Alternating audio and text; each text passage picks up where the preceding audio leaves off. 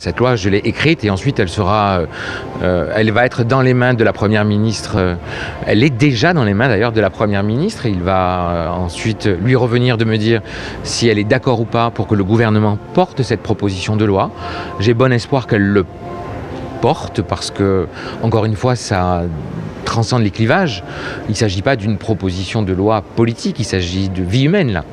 Il s'agit de dignité humaine. Et donc moi j'ai bon espoir que le gouvernement le porte. Il a fallu que je travaille avec des juristes. J'ai travaillé avec des fonctionnaires du Sénat, de l'Assemblée nationale, avec des élus, des avocats, pour que cette loi soit bien construite, pour qu'elle soit bien bâtie.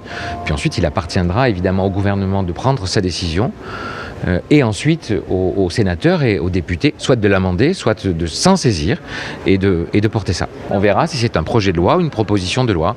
Quoi qu'il en soit, à la fin, ce que je souhaite, c'est que ce soit inscrit dans la loi et que ces voyous qui sont dehors ne puissent plus prospérer et que ceux qui répandent la mort à Marseille comme ailleurs, que ceux qui profitent de la misère, que ceux qui profitent des difficultés, soient punis, soient sanctionnés.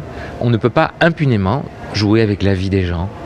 On est en 2023 et aujourd'hui, ces gens sont protégés. Parce que identifier un marchand de sommeil, c'est compliqué. C'est une notion qui n'existe même pas dans le droit français. Vous vous rendez compte de quoi on parle ?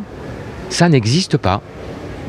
Et donc il faut que ça existe, il faut que ce soit défini. Il faut réécrire le code pénal. Il faut spécifier le code de procédure pénale.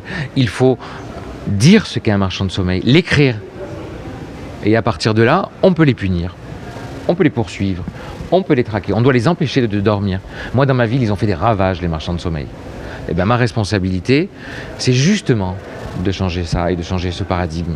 Et moi, je veux amener tous les gens qui sont sur cette question, qui sont d'accord avec nous pour venir là-dessus, et qu'ils soient de droite ou de gauche, j'emporte tout le monde pour dire que ça suffit de faire ça.